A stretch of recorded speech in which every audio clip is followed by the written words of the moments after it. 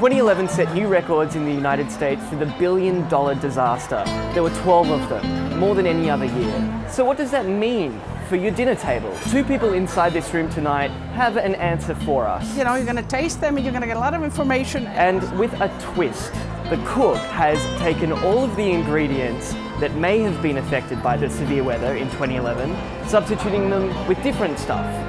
Maybe stuff that you are, I don't know, a little bit surprised about. This is, you know, the extension of the backbone. Let's take a look inside to see what they do. When I worked at CNN International, we did a lot of stories on how weather was impacting the agriculture industry. There wasn't a hurricane, but there was tropical moisture from Nicole. You might have caught Bonnie Schneider on your TV, letting you know when the really bad weather is on its way. Almost a foot of water on the ground in places like Virginia. Wow. Well, our climate is changing. Extreme weather is impacting more people as a society. That's when things really got intense. Now you can catch her on bookshelves too. Extreme Weather is a guide to surviving what experts are describing as the new normal. The temperatures were so hot in Los Angeles, shattering records on Monday. Especially looking at the past year, 2011, which was an epic year, unfortunately, for extreme weather. The weather is changing. Bonnie teamed up with a family friend, celebrity chef Lydia Bastianich. I think food and bad weather and weather are directly connected, bad or good. Gee, this is the book. I said we got to do something together, so here we are. And together they cooked up this one-of-a-kind class. The more Lydia and I spoke about it, the more we found there were a lot of connections that we could discuss with Hurricane Irene, the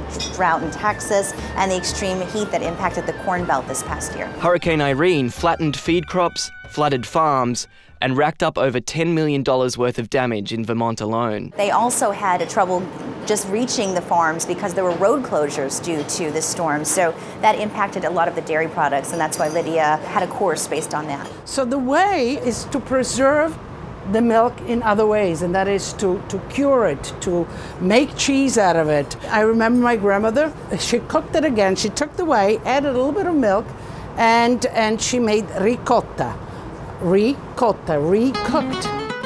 Texas is known, of course, for its cattle industry. Well, they had a severe drought that was historic. For Texas, still the country's biggest supplier of beef, the driest year on record hit cattle hard. But there was also limited feed. Texas just recorded the lowest January beef numbers for more than 40 years. The number of cows dropped by more than 600,000. What happens to the rest of the animal? So Lydia's challenge? When less is available, work with what you have and make more. I'm going to cook some oxtails for them, and this is an oxtail. Let me tell you, for me, that's one of the most delicious part of the animal. It's inexpensive, it's economical, and you just braise it forever until it all falls apart with some carrots, onions, celery, a little tomato, a little rosemary. You just let them puck away with some wine, some stock. There's going to be a run on oxtails.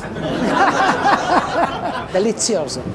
Roasted winter squash, smoked ricotta, rigatoni with oxtail ragu. It's hardly subsistence living, is it? But despite the $225 a head price tag for access to one of New York's most celebrated food destinations, Italy, Lydia says there's a takeout message for everyone. Just buy only the best. Recycling food is not about reheating food. It's about making something new. It's up to us, really.